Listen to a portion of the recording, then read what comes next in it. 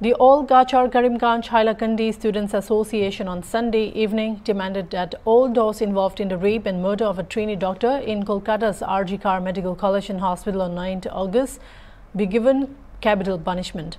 Addressing a news conference at Silchar Press Club, ACKHSA's Chief Advisor Rubam Nandi Burgayasta vociferously condemned the alleged crime and said the matter should be probed thoroughly and all those found guilty in the same be handed a capital punishment.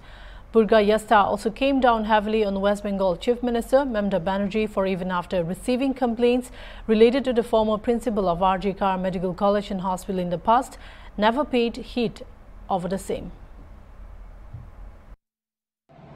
Dr. Moumita দেবনাথকে নির্মম হত্যাকাণ্ড ও করুণ পরিণতির জন্য যারা দায়ী তাদের সবাইকে মৃত্যুদণ্ড দিতে হবে যারা দায়ী। একই সঙ্গে আমরা এই জোরালো দাবি করছি সারা দেশে চিকিৎসকদের নিরাপত্তা অত্যন্ত কঠোরভাবে গ্রহণ করতে হবে, সেটা কেন্দ্রীয় সরকারকে। আরজি কর মেডিকেল কলেজ অ্যান্ড হসপিটাল অর্থাৎ পুরো নাম হচ্ছে Radha Gobinda college medical college and hospital, তার বিরুদ্ধে অধ্যক্ষের বিরুদ্ধে আমাদের কাছে অনেক সুনির্দিষ্ট অভিযোগ রয়েছে।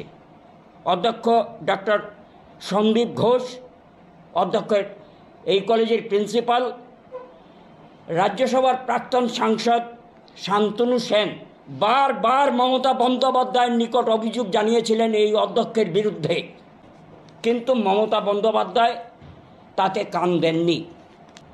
উনি মমতা বন্দ্যোপাধ্যায় ধৃতরাষ্ট্রের ভূমিকা পালন করছেন। অধ্যক্ষ সন্দীপ ঘোষ উনি ডাক্তার নন, ডাক্তার সমাজ এর কলঙ্ক। সুনির্দিষ্ট অভিযোগ থাকা সত্ত্বেও কেন মমতা বন্দ্যোপাধ্যায় অভিযোগ রয়েছে তার বিরুদ্ধে বিহিত ব্যবস্থা নিচ্ছেন না?